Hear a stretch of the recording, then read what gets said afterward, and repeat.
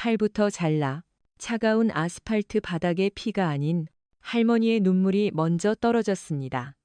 잔인하게 웃던 남자의 그 한마디가 떨어진 순간 시끄럽던 새벽 시장은 숨소리 하나 들리지 않는 공동묘지로 변해버렸습니다. 시장의 시간은 그대로 멈췄습니다. 서울의 마지막 심장이라 불리는 낡고 정겨운 새벽 시장. 아직 해가 뜨지 않은 시각. 이곳은 이미 삶의 열기로 가득 차 있었습니다. 구수한 순댓국 냄새와 고소한 떡 냄새, 그리고 갓 튀겨낸 치킨 냄새가 뒤섞여 허기진 새벽을 위로하는 곳. 상인들의 거친 목소리와 손님들의 흥정 소리가 뒤섞여 활기찬 교향곡을 만들어내는 그런 평범하고도 소중한 공간이었죠. 하지만 그 평화는 그리 오래가지 못했습니다.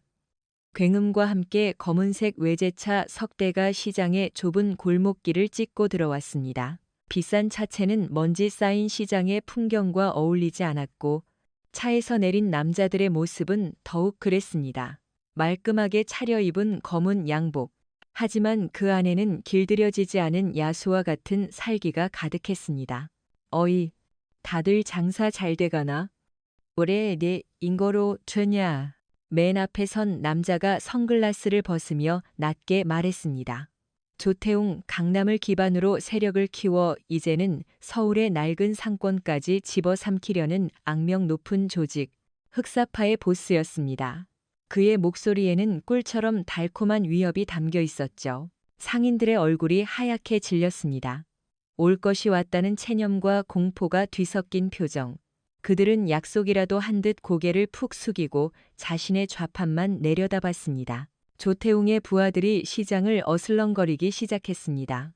잘 팔리던 떡볶이 냄비를 발로 툭 차고 예쁘게 쌓아 올린 과일 더미를 손으로 흩트려 놓았습니다. 하지만 누구 하나 불평하지 못했습니다. 저항의 대가가 무엇인지 그들은 이미 뼈저리게 알고 있었으니까요. 이번 달 관리비 2배로 올랐다. 다들 알지. 애니, 사나, 가노라. 조태웅의 말이 시장 전체에 울려 퍼졌습니다. 상인들은 입술을 깨물었지만 아무도 대답하지 않았습니다. 침묵은 곧 긍정이었죠. 조태웅은 만족스러운 듯 웃으며 시장 안쪽으로 걸음을 옮겼습니다. 그의 목적지는 시장 구석, 가장 작고 낡은 채소 좌판이었습니다. 그곳에는 허리가 굽은 할머니 한 분이 떨리는 손으로 배추를 다듬고 있었죠. 할멈, 지난달 거 아직 입금 안 됐던데. 웨딩거 세레이싱 세싱, 비바, 감다루. 조태웅이 할머니의 좌판을 구둣발로 툭 쳤습니다. 배추 몇 포기가 바닥으로 굴러떨어졌습니다. 조금만 더 시간을 주시면 요즘 장사가 영 안 돼서. 할머니의 목소리는 모기 소리만큼 작았습니다. 조태웅이 피식 웃었습니다. 그는 주머니에서 두툼한 돈뭉치를 꺼내 할머니의 얼굴에 툭툭 쳤습니다. 시간. 이 바닥에서 시간이 돈인 거 몰라. 이 돈이 다 할멈 같은 사람들 피 빨아서 나온 건데 시간을 달라고. 이시누 케레레 사르데 모리 사르데. 모욕적인 행동에 주변 상인들이 주먹을 꽉 쥐었지만 여전히 고개만 숙일 뿐이었습니다. 그때였습니다. 그만하세요. 아는 내리노. 오루 이소